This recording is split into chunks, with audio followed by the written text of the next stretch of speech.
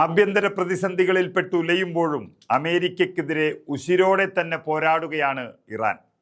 അതായത് ഇറാനെതിരായ സൈനിക ആക്രമണത്തിനുള്ള വലിയ പദ്ധതികളാണ് അമേരിക്ക തയ്യാറാക്കി വച്ചിരുന്നത്. ആ പദ്ധതികളെല്ലാം ഇപ്പോൾ പിൻവലിച്ച് രക്ഷപ്പെട്ടിരിക്കുകയാണ് അമേരിക്ക. അങ്ങനെ ഒരു മുന്നറിയിപ്പുമില്ലാതെ പദ്ധതികൾ പിൻവലിക്കാൻ പ്രസിഡന്റ് ഡൊണാൾഡ് ട്രംപിനെ പ്രേരിപ്പിച്ച ചില ഘടകങ്ങളുണ്ട്.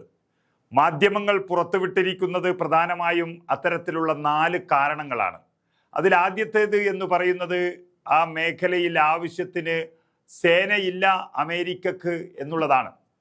മിഡിൽ ഈസ്റ്റിൽ ഒരാക്രമണം നടത്താനും ഇറാന്റെ നടപടികളോട് പ്രതികരിക്കാനും ആവശ്യമായ US സേനയും ഉപകരണങ്ങളും ആ മേഖലയിലില്ല. 2025 ജൂണിൽ ഇറാനിയൻ ആണവ കേന്ദ്രങ്ങൾക്കെതിരായ US ആക്രമണത്തിന് ശേഷം കരീബിയൻ കടൽ, കിഴക്കൻ ഏഷ്യ എന്നിവിടങ്ങളിലേക്ക് വൻതോതിലുള്ള സൈനിക ശേഷിയെ US മാറ്റുകയുണ്ടായി. എത്തിനിക്ക് ശേഷം അതിനുള്ള സജ്ജീകരണങ്ങൾ നടത്താനും അമേരിക്കക്കായിട്ടില്ല. അതുപോലെ തന്നെ മറ്റൊരു പ്രധാനപ്പെട്ട കാരണം സഖ്യകക്ഷികളിൽ നിന്നുള്ള മുന്നറിയിപ്പുകളാണ്. അതായത് ആ പ്രാദേശികമായി ഉണ്ടാകാൻ പോകുന്ന US സഖ്യകക്ഷികളുടെ മുന്നറിയിപ്പുകളായിരുന്നു അത്. അതായത് ആ പ്രാദേശികമായി ഉണ്ടാകാൻ പോകുന്ന പ്രശ്നങ്ങളെക്കുറിച്ച് US സഖ്യകക്ഷികളുടെ മുന്നറിയിപ്പുകളായിരുന്നു അത്. ജനുവരി 14 നെതന്യാഹു ട്രംപിനെ വിളിച്ച് ആസന്നമായ US ആക്രമണത്തിൽ നിന്ന് ഇറാന്റെ പ്രതികാര നടപടികളെ പ്രതിരോധിക്കാൻ ഇസ്രായേൽ തയ്യാറല്ല എന്ന് വ്യക്തമാക്കിയിരുന്നതായി ഇസ്രായേൽ പ്രധാനമന്ത്രി ബെഞ്ചമിൻ നെതന്യാഹുവിന്റെ ഉപദേഷ്ടാവ് പറഞ്ഞതായി മാധ്യമങ്ങൾ വ്യക്തമാക്കുകയാണ്.